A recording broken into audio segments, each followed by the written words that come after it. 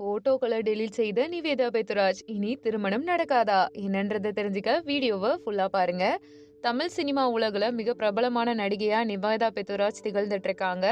இவங்க தமிழ்நாட்டை சேர்ந்தவங்கனாலுமே சிறு வயதா இருக்கும்போதே துபாய்க்கு போயிட்டு அங்கேயே தன்னுடைய பள்ளி படிப்பை முடிச்சுட்டு ஆரம்ப காலகட்டத்தில் துபாயில இருந்தே மாடலிங்லாம் பண்ணிட்டு இருந்திருக்காங்க. அவங்களுடைய கரியர் அப்படிதான் ஸ்டார்ட் ஆயிருக்கு. அதுக்கப்புறமா மீடியாவுக்குள்ள வந்துட்டு இயக்குனர் நெல்சன் வெங்கடேசனுடைய இயக்கத்துல அட்டகத்தி தினேஷ் நடிப்புல நடிச்சிருக்கக்கூடிய 2016ல ரிலீஸ் ஆன ஒரு நாள் கூத்து படத்துல நடிக்கிறாங்க. அதுக்கப்புறம் தமிழ் சினிமால பெரிய ஓப்பனிங், நிறைய படங்கள்ல நடிக்கிறதுக்கான வாய்ப்புகள் இருந்துட்டே இருந்துச்சு. வரிசையா நிறைய படங்கள் கொடுத்துட்டே இருக்காங்க. அந்த படங்கள் அவங்க யாருன்ற பெயரை சொல்லி கொடுக்குற மாதிரி இருந்துச்சு. தெலுங்கு இண்டஸ்ட்ரியிலையும் நிறைய கவர்ச்சியான கதாபாத்திரங்கள், கவர்ச்சியான படங்கள்ல நடிச்சிருக்காங்க. ஒரு குறிப்பிட்ட நேரத்துக்கு மேல ஒரு பிரேக் எடுத்த மாதிரி ஆயிடுச்சு.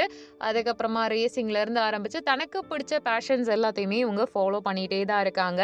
அது மட்டும் இல்லாம இந்த படத்துக்காக சிறந்த அறிமுக நாயகி அப்படின்ற விருதையும் நிவேதா வென்றிருக்காங்க.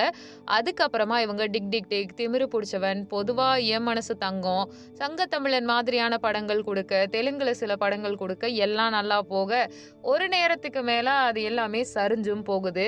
இவங்க படத்துல நடிக்கிறதுக்கு அப்புறமா என்ன ஆச்சுன்னா அட்வர்டைஸ்மெண்ட்குள்ள போறாங்க. நிறைய கான்ட்ரோவர்சிலையும் சிக்கினாங்க. என்னென்ன கான்ட்ரோவர்சின்னு உங்களுக்கே நல்லா தெரியும். அதுக்கு விளக்கமும் சொல்லியிருப்பாங்க. இது என்ன ரொம்ப காயப்படுத்துது, இப்படி பேசாதீங்க, நான் ஒரு நல்ல ஃபேமிலியில இருந்து வந்திருக்கேன், என் ஃபேமிலியில இருக்கவங்கலாம் வருத்தப்படுவாங்கன்னு சொல்ல. அதுக்கப்புறமா அந்த கான்ட்ரோவர்சில எல்லாம் மாட்டிக்கிட்டதுக்கு அப்புறமா பட வாய்ப்புகள் குறையுது. நிவேதா தன்னுடைய காதலனை கரம் பிடிக்க போறதா சொல்லிட்டு சோசியல் மீடியால புகைப்படங்கள்லாம் வரிசையா வந்துட்டு இருக்கு. நிறைய ட்ரால்ஸும் வந்துட்டு இருக்கு.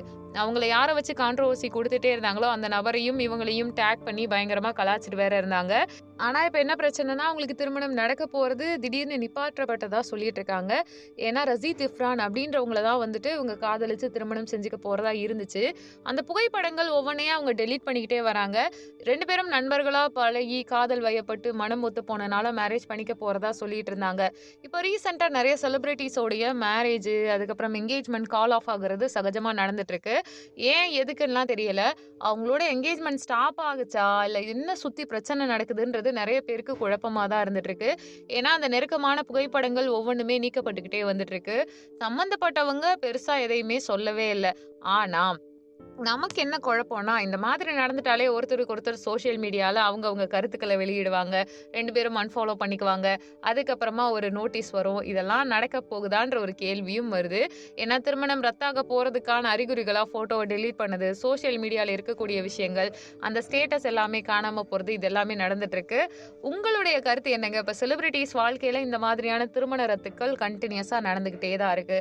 அதை நிறையவே பார்த்துட்டு தான் வந்துட்டு இருக்கோம். அப்படி இருக்கும் பொழுது இந்த மேரேஜ் நடக்குமா நடக்காதா இல்ல முடிஞ்சிருச்சா சோலி முடிஞ்சான்றத கமெண்ட் பண்ணுங்க. நம்ம சேனலை லைக் பண்ணுங்க, ஷேர் பண்ணுங்க, சப்ஸ்கிரைப் பண்ணுங்க. தேங்க்யூ.